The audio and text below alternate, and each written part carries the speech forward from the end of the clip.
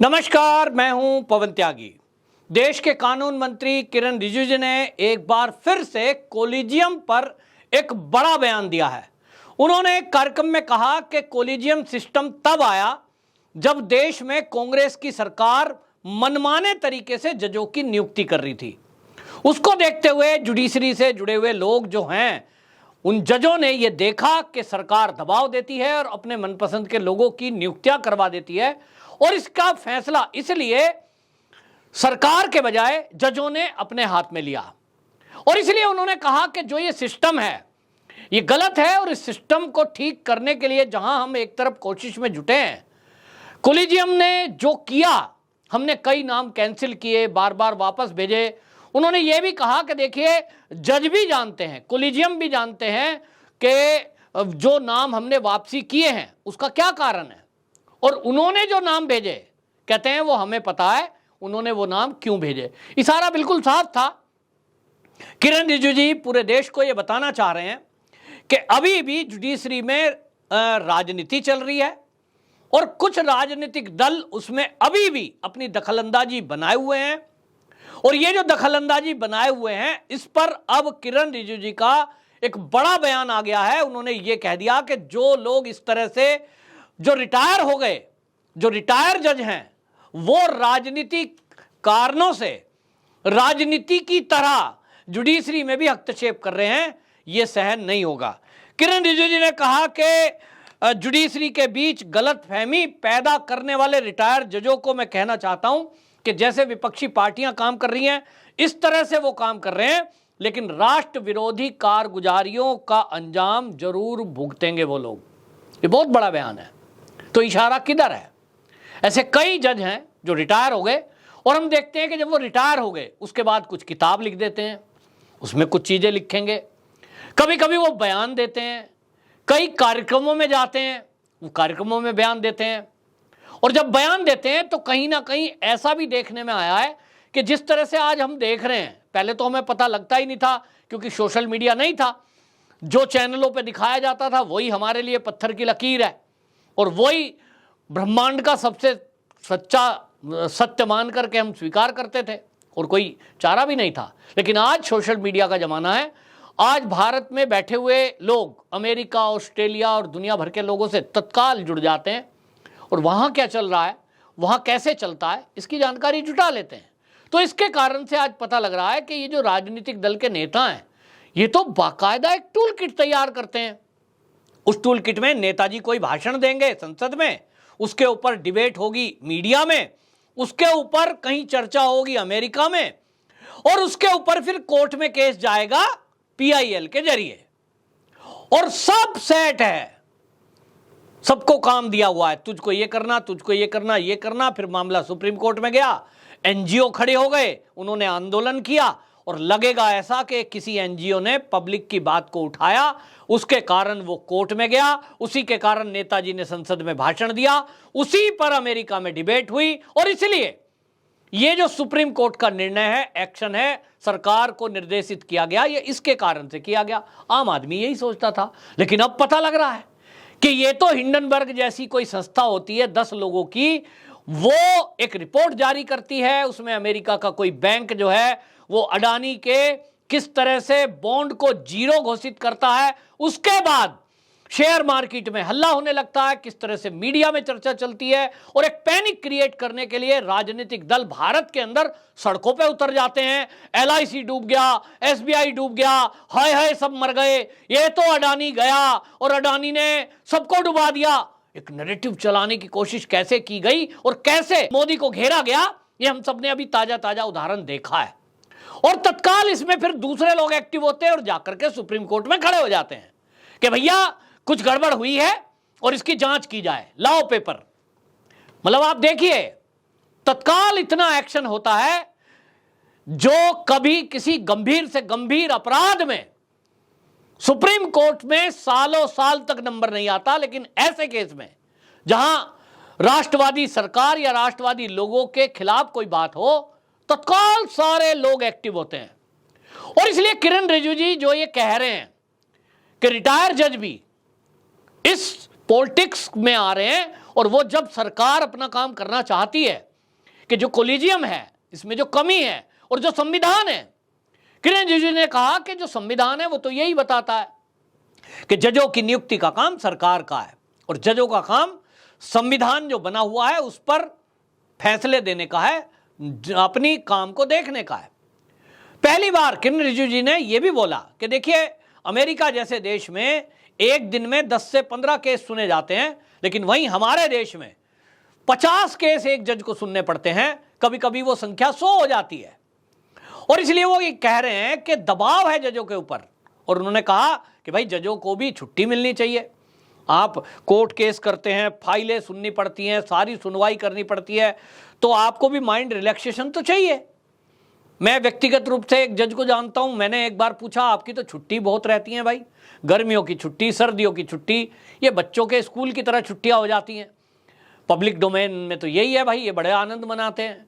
उन्होंने कहा कि नहीं, ये जो छुट्टियां हैं ना, इसमें हम जो केस चल रहे होते हैं कोर्ट में, क्योंकि वहां कोर्ट में जब केस है और फाइल चार्जशीट की है, कई बार तो 1000 पन्ने हैं, किसी केस में 500 पन्ने हैं, किसी केस में 100-150 पन्ने हैं। बोला हर केस में क्या आप सोचते हैं कि ये सामने केस आया, फाइल आई और हमने सब पढ़ लिया? बोले उसकी स्टडी करनी पड़ती है, और जब तक पूरा केस स्टडी नहीं कर लेंगे तब तक उस पर फैसला नहीं दे सकते। और इसलिए वो जो पढ़ना है, वो जो पूरे केस को समझना है, उसके लिए समय चाहिए। और वो जो समय है, कई बार 2 बजे के बाद आप समझेंगे कोर्ट में जज साहब की तो छुट्टी हो गई, वो तो केबिन में अंदर बैठे हुए एसी में आराम कर रहे होंगे। वो नहीं होता, वो स्टडी कर रहे होते हैं मामलों की। कोई गंभीर केस आ गया, अब उनको अगले दिन सुनवाई करनी है, तत्काल कुछ बताना है। अब घर जाएंगे तो दिन भर के थके आ रहे हैं, खाना खाएंगे, हमारी तरह इंसान ही है, सो जाएंगे। स्टडी करनी पड़ती। मैं जानकर हैप मान गया कि जब हम उनकी छुट्टी समझ रहे हैं, और तो और आपको बताएं कई बार संडे में भी जाना पड़ता है। हम में से बहुत सारे लोग नौकरी करते हैं, हमारी वीकली एक ऑफ है तो ऑफ है, तो पुलिस है, सेना है, डॉक्टर हैं, इन लोगों को ये हम जानते हैं कि इनके लिए कोई छुट्टी नहीं है, घर पे बैठे हैं, कोई इमरजेंसी आ गई, कॉल आएगी तो आपको जाना पड़ेगा। लेकिन साहब जज भी ऐसे ही होते हैं। जजों को भी कई बार अपना संडे का उनका प्रोग्राम बना है कि आज बच्चों के साथ संडे में छुट्टी मनाएंगे, मौज करेंगे, लेकिन उनकी ड्यूटी लग जाती है, नहीं आपको वहां स्पेशल कोर्ट लगेगी, उसमें जाना है आपको। छुट्टी लेने में कई बार छुट्टी मनमर्जी से नहीं मिलती है, एप्लीकेशन लगाते हैं और एप्लीकेशन लगाई, स्वीकार होगी कि नहीं ये तय नहीं है, कई बार नहीं होती। आपको लगता है जज बड़े मजे करते हैं, नहीं भाई। और कई बार हमने देखा है कि किस तरह से खतरों से खेलते हैं। कि अभी हमने देखा ना पिछले दिनों एक केस हुआ झारखंड में कि जज को ही मार दिया गया, क्योंकि वो किसी एक क्रिमिनल के केस में, और क्रिमिनलों के ही केस सुने जाते हैं भाई, तो रिस्क भी है। और इसीलिए किरण रिजिजू जी ये कह रहे हैं कि भाई जजों का भी ध्यान रखा जाए, उनको भी आराम मिलना चाहिए। और इसीलिए जजों को जो काम है वो है केस की सुनवाई। आपका काम नियुक्ति का और ट्रांसफर, पोस्टिंग, इन सब चीजों का नहीं है, उसी का बोझ बहुत ज्यादा है।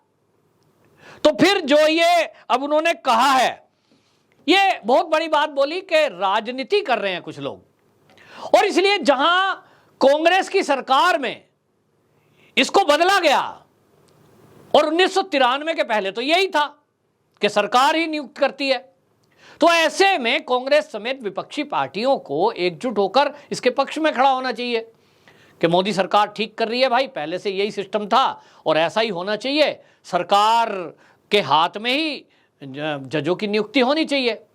पर ये जो विरोध कर रहे हैं विपक्ष वाले, वो क्यों? क्योंकि इनको सबको पता है कि भाई तुम्हारा कोई चांस सत्ता में आने का नहीं है। 24 में भी मोदी जी आ रहे हैं और काम जैसा कर रहे हैं वैसा करते रहेंगे तो 29 में भी मोदी जी आएंगे। तो जब हमें 10, 15, 20 साल आना ही नहीं है तो फिर हम क्या करें? हम तो नियुक्त जजों की कर नहीं सकते, तो इसलिए क्या करो, मोदी सरकार नियुक्ति जज की करे, इसके बजाय ये जजों के हाथ में ही रहने देते हैं।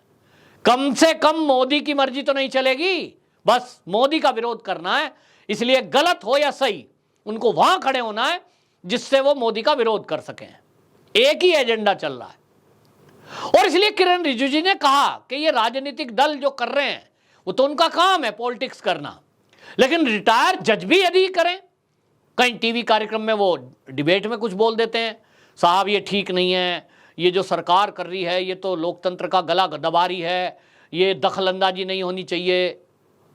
और किरण रिजिजू ने जो कहा है वो एक बड़ा महत्वपूर्ण शब्द कहा है, और उन्होंने जो कहा राष्ट्र विरोधी, जो भी जुडिशरी के जुड़े हुए लोग हैं यदि वो राष्ट्र विरोधी कोई काम करते हैं तो उसका अंजाम भुगतना होगा।